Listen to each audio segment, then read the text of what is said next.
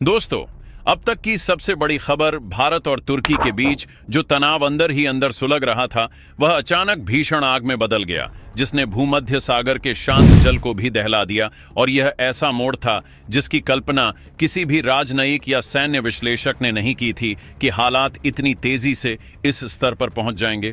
यह कहानी शुरू होती है भारत के सबसे अत्याधुनिक और शक्तिशाली युद्धपोत INS त्रिकंद से, जो एक अंतर्राष्ट्रीय नौसैनिक अभ्यास में हिस्सा लेने के लिए भूमध्य सागर की ओर अपनी पूरी गति से बढ़ रहा था।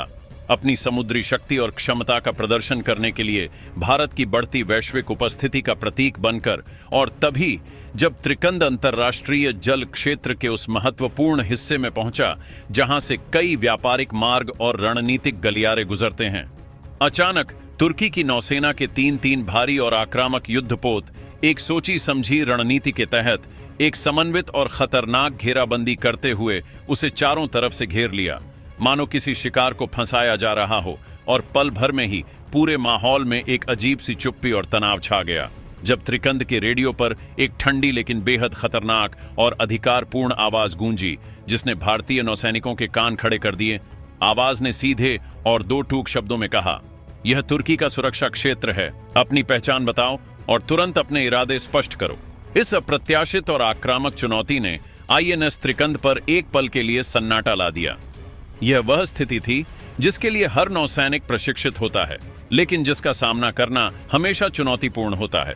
त्रिकंद के अनुभवी कप्तान ने स्थिति की गंभीरता को तुरंत भांपा और शांत लेकिन दृढ़ स्वर में जवाब दिया, यह अंतर्राष्ट्रीय जल क्षेत्र है, आपके अधिकार क्षेत्र से बहुत दूर, कृपया दूरी बनाए रखें और अंतर्राष्ट्रीय समुद्री कानून का उल्लंघन न करें। लेकिन तुर्की नौसेना ने भारतीय कप्तान के संयम को उनकी कमजोरी समझा और अपने रुख से टस से मस नहीं होते हुए उन्होंने फिर से आदेश दोहराया, यह हमारी सुरक्षा जांच है, आप तुरंत अपनी दिशा बदलिए, अन्यथा बल प्रयोग किया जा सकता है। लेकिन सबको पता था, यह महज कोई सुरक्षा जांच या सामान्य प्रक्रिया नहीं थी। यह सीधे तौर पर ताकत दिखाने और भारत को नीचा दिखाने का एक आक्रामक तरीका था। तुर्की भारत की लगातार बढ़ती नौसैनिक शक्ति, उसकी वैश्विक पहुंच और भूमध्य सागर में उसकी प्रतीकात्मक उपस्थिति को परखना चाहता था। साथ ही एक स्पष्ट और कड़ी चेतावनी देना चाहता था कि इस महत्वपूर्ण क्षेत्र में भारत का दखल उसे किसी भी कीमत पर मंजूर नहीं है। और उसी पल समुद्र की सतह के नीचे एक अदृश्य लेकिन विनाशकारी तनाव पैदा हो गया, जैसा कि किसी शांत और विशाल शेर के सामने किसी ने जानबूझकर चुनौती फेंक दी हो। भारतीय नौसेना ने इस चुनौती का जवाब देने से पहले वही किया जो एक जिम्मेदार और परिपक्व वैश्विक शक्ति का पहला कर्तव्य होता है, संयम और अंतर्राष्ट्रीय नियमों का पालन। त्रिकंद से स्पष्ट और ऊंची आवाज में एक अंतिम संदेश भेजा गया, हम फिर दोहराते हैं, यह अंतर्राष्ट्रीय जल क्षेत्र है, कृपया तुरंत पीछे हट जाएं और किसी भी अनावश्यक टकराव से बचें। लेकिन तुर्की ने जैसे यह शब्द सुने ही नहीं या जानबूझकर अनसुना कर दिया, बल्कि अपने तीनों जहाजों को और भी करीब ले आया। घेराबंदी इतनी कस गई कि अब दूरी इतनी कम बची थी कि किसी भी वक्त एक छोटी सी गलती, एक चूक, एक गलत फैसला भीषण सैन्य टकराव को जन्म दे सकता था। समुद्र की लहरें ऊपरी तौर पर शांत और सामान्य थीं, लेकिन पानी के नीचे का माहौल सचमुच बारूद से भरा हुआ था। किसी भी पल चिंगारी भड़क सकती थी। और ठीक उसी पल नई दिल्ली में भारत के रक्षा और कूटनीति के सर्वोच्च गलियारों में रेड अलर्ट बज चुका था। रक्षा मंत्रालय से लेकर सीधे प्रधानमंत्री कार्यालय तक हर जगह एक ही सवाल गूंज रहा था, अब क्या किया जाए, भारत की प्रतिक्रिया क्या होगी? क्योंकि यह कोई मामूली नौसैनिक झड़प या गलतफहमी नहीं थी, यह एक नाटो सदस्य देश द्वारा भारत की संप्रभु उपस्थिति और वैश्विक महत्व को दी गई एक खुली निर्लज्ज चुनौती थी। दिल्ली ने तुरंत कमान अपने हाथों में ली और सीधे अंकारा यानी तुर्की की राजधानी के लिए एक अत्यंत कड़ा और बिना लाग लपेट वाला संदेश भेजा गया, 8 घंटे के भीतर बिना किसी शर्त के अपने जहाजों को पीछे हटाओ, वरना भारत निर्णायक और अपरिवर्तनीय कदम उठाएगा। यह अल्टीमेटम तुर्की के लिए किसी बिजली के झटके से कम नहीं था, क्योंकि वे भारत से इतनी तेज और कठोर प्रतिक्रिया की उम्मीद नहीं कर रहे थे। रातों रात तुर्की के राष्ट्रपति के सुरक्षा सलाहकारों ने एक आपातकालीन बैठक बुलाई, जिसमें तुर्की की नौसेना कमांड, खुफिया एजेंसियां और विदेश मंत्रालय के शीर्ष अधिकारी मेज के चारों ओर गंभीर मुद्रा में बैठ गए। सबके चेहरे पर गहरी चिंता साफ दिखाई दे रही थी।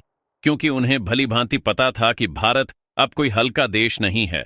वह एक परमाणु शक्ति संपन्न राष्ट्र है, जिसके पास वह अभूतपूर्व शक्ति है जो समंदर के नीचे से लेकर आसमान की ऊंचाई तक पहुंचती है और जिसने दशकों से चले आ रहे क्षेत्रीय समीकरणों को बदल दिया है। उधर दिल्ली में भी माहौल उतना ही गंभीर और विचारोत्तेजक था। प्रधानमंत्री कार्यालय के वॉर रूम में तीनों सेनाओं के प्रमुख और शीर्ष रणनीतिक सलाहकार मौजूद थे। लगातार स्थिति की हर पल की रिपोर्टें आ रही थीं और हर संभावित कदम पर गहन चर्चा हो रही थी। यह पहला और सबसे महत्वपूर्ण मौका था जब भारत ने किसी नाटो सदस्य देश को इतने सीमित और कठोर समय में अल्टीमेटम दिया था, और इस बार संदेश में केवल शब्दों का वजन नहीं था, बल्कि भारत के निर्भीक और अडिग इरादों का स्पष्ट प्रतिबिंब था। दूसरी ओर तुर्की के सभी प्रमुख बंदरगाहों पर उच्चतम अलार्म बज चुके थे।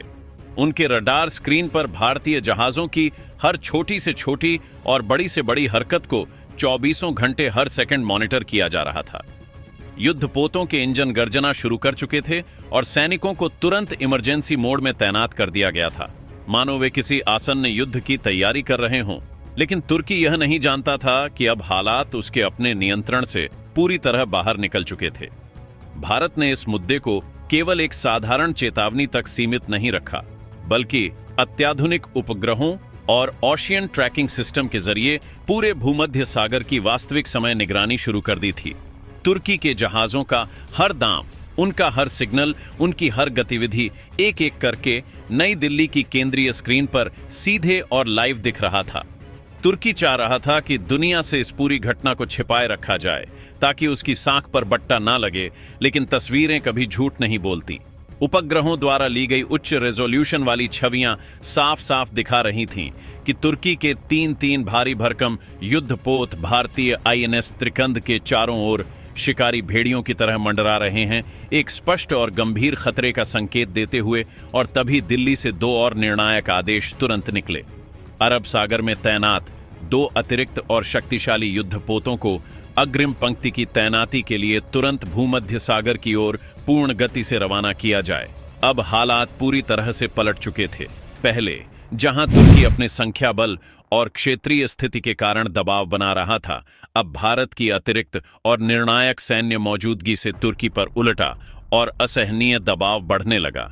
दिल्ली से एक और स्पष्ट और गैर समझौतावादी संदेश गया, भारत किसी भी कीमत पर पीछे नहीं हटेगा और अगर आईएनएस त्रिकंद के खिलाफ जरा सी भी आक्रामक हरकत हुई तो उसका जवाब पूरी ताकत से पलटवार में मिलेगा। बिना किसी देरी के भारत के साइबर वॉरफेयर और इलेक्ट्रॉनिक युद्ध विभाग पूरी तरह से सक्रिय हो चुके थे।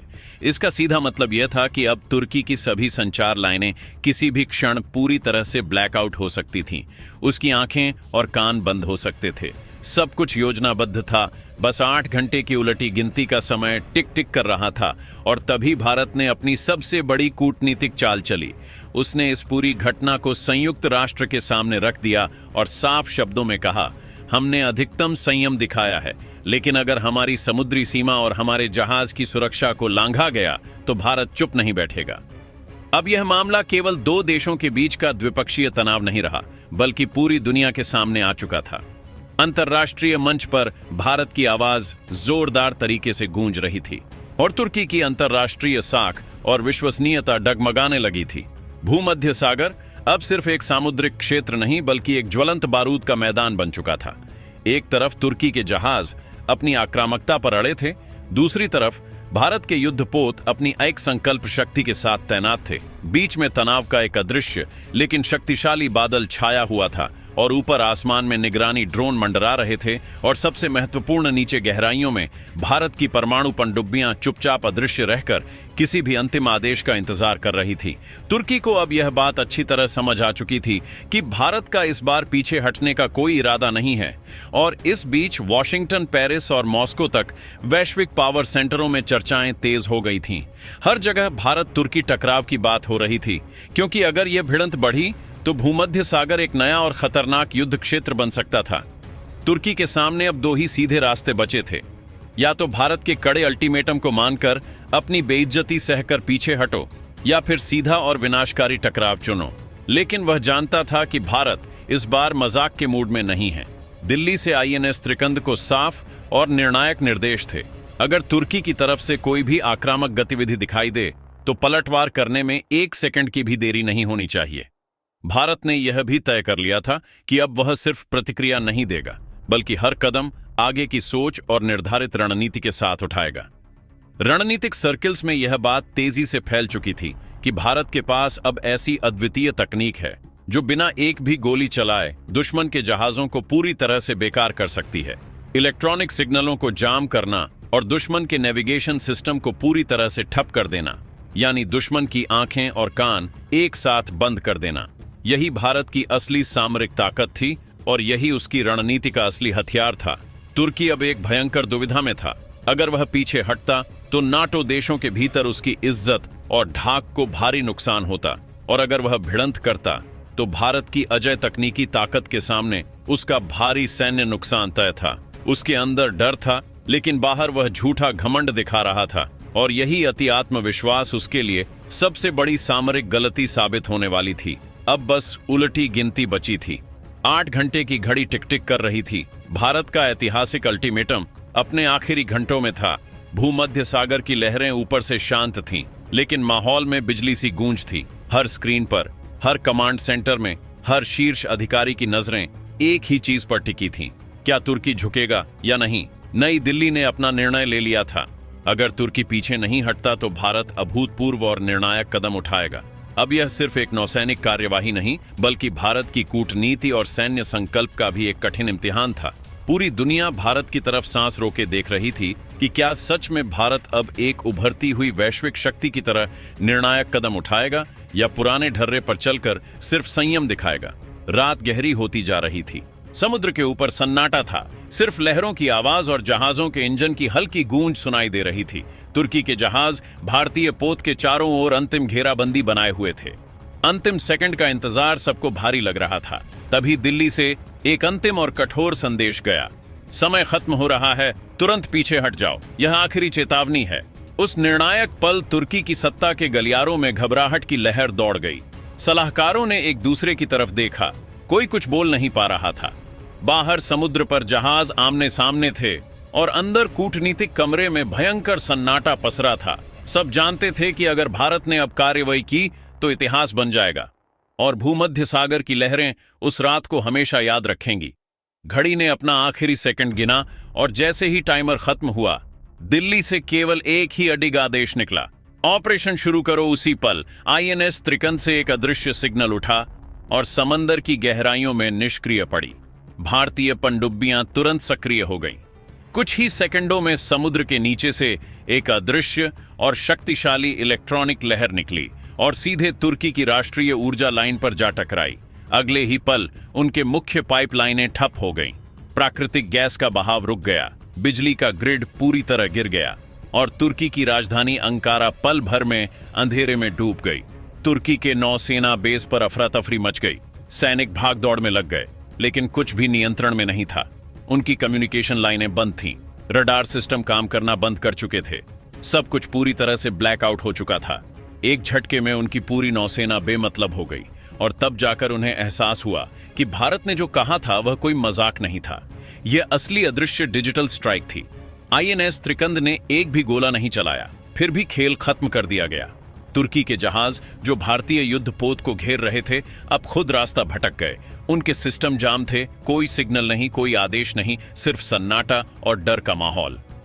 नई दिल्ली में माहौल बिल्कुल शांत था। कमांड सेंटर में बस एक आवाज गूंजी, मिशन सफल हुआ, लक्ष्य पूरा, त्रिकंद सुरक्षित है और नियंत्रण हमारे पास है। आदेश मिला, पोजीशन बनाए रखो और जरूरत पड़ी तो अगला वार तुरंत करो। अब समंदर की पूरी चाल भारत के कंट्रोल में थी। उधर तुर्की की राजधानी में हड़कंप मचा हुआ था। राष्ट्रपति के दफ्तर में आपातकालीन बैठक चल रही थी। ऊर्जा मंत्री रोते हुए रिपोर्ट दे रहा था कि पूरे देश में सप्लाई ठप हो गई है, बंदरगाहों पर अंधेरा छा गया है और सिस्टम रिस्टार्ट नहीं हो पा रहे हैं। लोग हैरान थे, किसी को समझ नहीं आ रहा था कि यह हुआ कैसे, क्योंकि भारत ने ना तो कोई सीमा लांघी थी, ना कोई गोली चलाई थी, पर असर वैसा था जैसा किसी भीषण युद्ध में होता है। अगले ही दिन दुनिया के मीडिया में बस एक ही सनसनीखेज खबर थी, इंडिया हिट्स बैक। भारत ने बिना युद्ध के तुर्की की रीढ़ तोड़ दी और अब तुर्की के पास शर्मनाक हार स्वीकार करने के अलावा कोई चारा नहीं बचा था। उसने तुरंत अपने तीनों जहाजों को पीछे हटाने का आदेश दिया और भूमध्य सागर पर छाया महायुद्ध का खतरा टल गया। परंतु यह घटना भारत की बढ़ती वैश्विक सैन्य और तकनीकी शक्ति का एक अमिट प्रमाण बन गई। दोस्तों, इस पर अपनी राय कमेंट बॉक्स में जरूर बताएं। इसी तरह की और भी नॉलेजेबल वीडियो देखने के लिए हमारे चैनल TND न्यूज को सब्सक्राइब जरूर कीजिएगा। धन्यवाद।